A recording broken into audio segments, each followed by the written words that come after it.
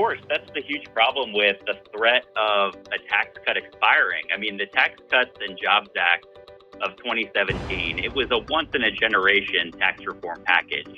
It lowered the corporate tax rate from 35% to 21%. And of course, all the small business owners who pay through the personal income tax side, they were experiencing tax cuts as well. But to your point, how can you plan for the upcoming year? How can you invest in your business or hire new employees if you're faced with this uncertainty? And you've got the current resident of the White House saying that he's eager and ready to let your taxes go through the roof. There are two different economic policies we can have. Donald Trump has come out and talked about, has announced his economic plan where apparently he wants to end the federal income tax for Americans and rely on revenue coming in from tariffs, which he wants to do on imports. Sounds like an interesting concept. We'll see whether that actually happens or not, but that would be really, really interesting if he's able to make something like that happen. On the other end of the spectrum, we have Joe Biden that has officially announced, and Karine Jean-Pierre making the statement just a few days ago or a week ago, whenever it was, saying that they're going to end the Trump tax cuts that we saw from 2017. So we have Trump wanting to eliminate federal income tax, and then the Biden administration that wants to end the tax breaks, which means it's going to be a tax increase. Now, according to KJP, they assured us during the White House press briefings a week or so ago that it's not a tax increase. We're not raising a tax on anybody in the middle class. There's no tax increase on anybody. We're just going to end the tax cuts. By the way, isn't that if you end a tax cut, doesn't mean the rate's going up, which means that would be a tax increase? No, it's according to her, it's not a tax increase. It's just ending a tax cut, which is where we start off today. Really happy to have on the program to talk about all of this and so much more. An organization that I really look up to and love with their work all the time, from the American Legislative Exchange Council. He's the Vice President of Policy, Mr. Lee Schalk, back on the line with us here. Lee, how are you, my friend? It's always great to speak with you, and greetings from Washington, D.C. We've got a scorcher here as well, Not just the temperature, but with these policy debates, things are really heating up. It's heating up, and I'm glad to actually hear policy somewhat on the campaign trail, because usually it's just the mudslinging. But this is pretty drastic between the two candidates right now. Let's start off with Joe Biden's policy, because, Lee, I didn't realize that if you end a tax cut and your rates go up, it's not a tax increase. I didn't know that that's how math worked. Well, I couldn't imagine a more tone-deaf message coming from President Biden. I mean, you all remember that Biden pledged not to raise taxes on anyone making more than $400,000 a year. But he's also recently tweeted that the Trump tax cuts of 2017 are going to expire if he gets his way. If he gets reelected, he wants to make sure that they stay expired. And that's just going to have terrible impacts on every working family across this country. That is very true. The instability of tax rates, when we debate these and tax rates go up, tax rates go down, depending on what administration's in there. How difficult is it for not only individuals, but for businesses, for corporations to plan out their year based on tax rates that are fluctuating day in and day out because of whatever flavor of the day that we want to have? Isn't it kind of difficult for us to kind of strategize our year if we don't know how much money we actually have to pay into the government?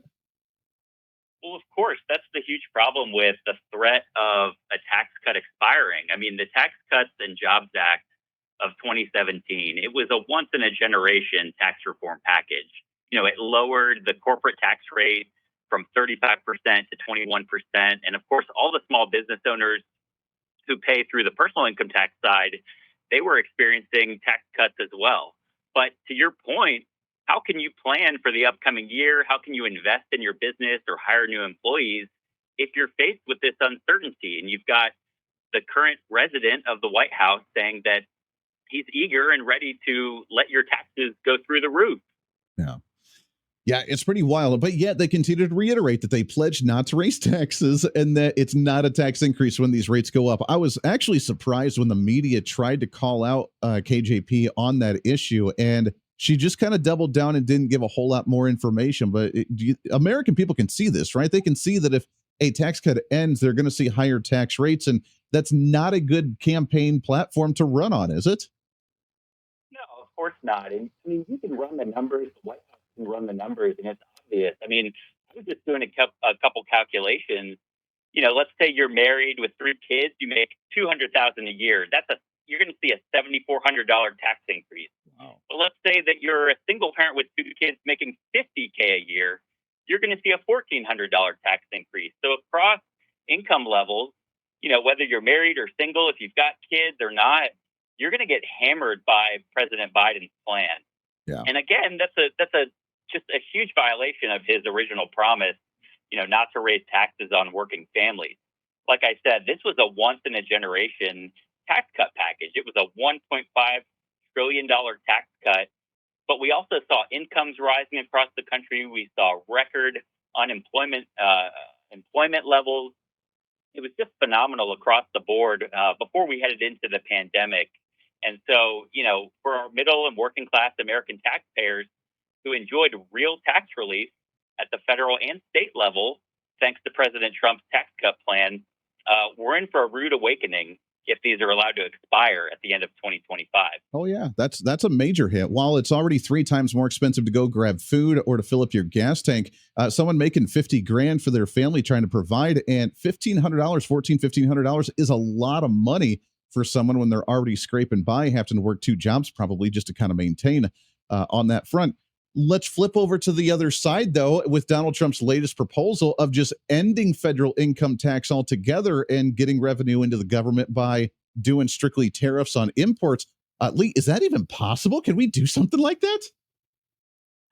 It's going to be something that will have to be explored in more detail, but I'll say a couple things. I mean, first off, more than 2/3 of Americans, they already say that federal income taxes are way too high. Yeah. And so, any sort of major tax relief, along those lines, I think you'll find a lot of big fans from that tax proposal. The other thing I'll just point out, and this is the other side of the fiscal coin, is the problem that we have of government spending. I think this will go a long way to starve the government of a lot of revenue that it relies on.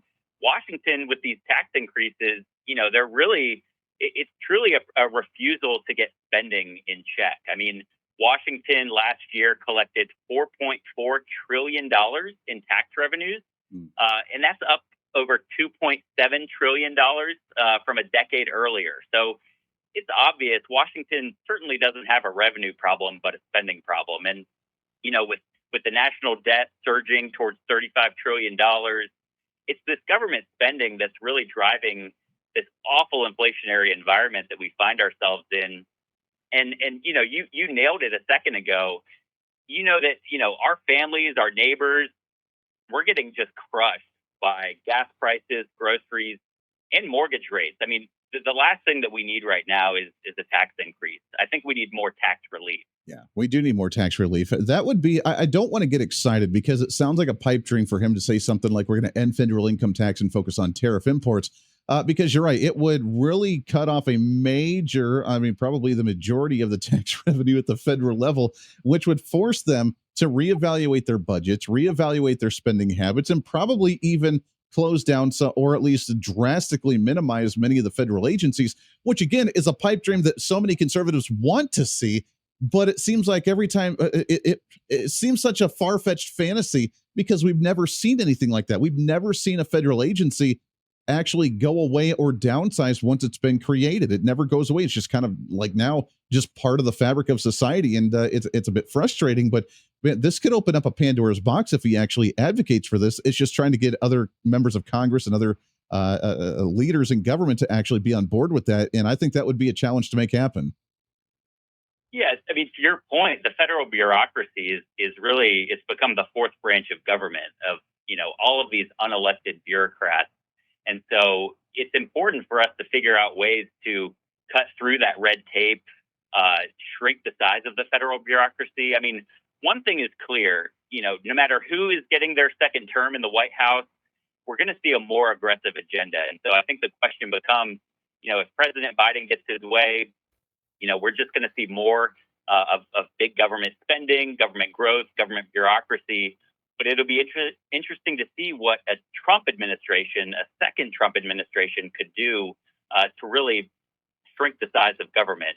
One can hope that that'll be the case. Boy, wouldn't that be nice? We're talking with Lee Schalk. He's the Vice President of Policy for the American Legislative Exchange Council. Lee, we got to take a hard break here. Hang on the line. I want to continue this conversation when we come back because I want to see the outlook and the morale of people. I mean, we see debt, personal house debt that's increasing across the nation right now, too. We see credit card debt that's skyrocketing right now. And it's either because we have really bad spending habits and financial habits at home, which probably is the case, and we need to start reevaluating some of those. But many people just don't want to lose the lifestyle that they've been living, and with more expensive items they have to buy, they're still spending more to keep that same standard of living. And I think that's a concern that we need to look at. What does that look like in the future? And how do we start relieving some of that tax burden and economic burden on the American people? Do some of that when we come back. It's Lee Schalk with the American Legislative Exchange Council. Lots to get to today for a Friday to kick off your weekend with the Voice of Reason. Lots more coming up. Stay here.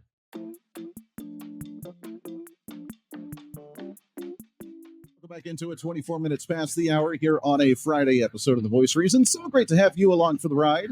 Economic differences. Let tax cuts end, but not raise taxes somehow by seeing the numbers go up, or just get rid of federal income tax altogether and focus on tariffs and imports coming in to actually fund the government. It's an interesting conversation for sure. We're talking with Lee Schalk. He's the Vice President of Policy for the American Legislative Exchange Council. I want to take it the next step, Lee, is there's been a push again. And I've heard, I don't know if this is true or not, but I've heard that potentially in the next couple months, we could start seeing it again because I know they've really wanted this to happen. But doing the monthly child tax credit automatic payments, AKA the beginning of the universal basic income in the nation. And they say because the economy is so bad, apparently openly acknowledging that the economy is so bad, that we need a government paycheck every month for everyone with a kid. And that way we could just say that we become dependent on that cash. We have a universal basic income for you just existing in the nation, which would be an astronomical amount of money for the federal government. But it's the start of a massive socialist takeover. But is this going to happen again, or is this a threat? And what would that do to the economy? Well, you're right. I think it's a dangerous proposal, or it could be, to take us down that road to socialism. But also, what if you don't have kids? It seems like you could be picking winners or losers, favoring certain folks over others. But it gets to an earlier point, is that Americans, their savings accounts are shrinking, their credit card debt is rising. You've got fewer people buying new cars. And so this is all, it's affecting our economy. I mean, even if you're maintaining your current lifestyle, things are getting more expensive for you, which I think that makes the conversation that we were having about these tax cuts all the more important. Yeah. Oh, absolutely. Yeah. If we did something like this, how much, I mean, I don't even know how much more money we would need as revenue coming into the federal government in order to take care of that. But I mean, we have that program that they're trying to push. We have the student loan forgiveness program they're trying to push. I mean, at what point, Lee, is this unsustainable to where our federal deficit, like you mentioned, sitting at near $35 trillion? And from what we've seen, it's going to be almost up to over $50 to $60 trillion in the next 10 years. Where's the breaking point to where the value of the dollar crashes so bad it's unsustainable from there on out? Well, I hope we don't have to find out, but I saw that exact same report that said of how quickly we're going to hit $30 trillion or if we don't get this under control. But this gets back to the point of why the ALEC members are state legislators from across the country. They wanted to amplify the voices of their constituents here in Washington, D.C. We had 350 legislators from across 43 states sign our letter to Congress saying that you've got to make the Tax Cuts and Jobs Act permanent because we can't handle trillions of dollars in tax increases. Yeah. And, the great thing, too, I would say, no matter what Washington does, state legislators are able to control what happens in their own backyard. And we've seen just an incredible movement of states that have cut taxes just over the past few years. 5 states have switched to a flat tax. And each year we see more and more states chipping away at income tax levels to make their states more competitive. Of course, you've got the usual suspects. You've got your New Yorks and your Californias that are doubling down on their bad policies. But states are going to have to look at their own tax codes and continue to make themselves more competitive. And that's something that we see every year in our annual Rich States, Poor States report, because we know that taxpayers, they'll always vote with their feet towards opportunities for more economic growth. Yeah, that's very true. And I'm optimistic about what they're going to see going into these different economic policy proposals from the different administrations going into general election, both at the federal level and then what Republicans, Democrats are doing at the statewide levels across the nation on down ballot tickets. It's a battle that we have to have, and we need to have a stable foundation economically, which is what we're working on. Lee, for American Legislative Exchange Council. Lee, it's always good to talk to you, my friend. Keep up this fight, brother. Let's get you back on again real soon. Thanks, Andy. Hey, always a pleasure. There it is.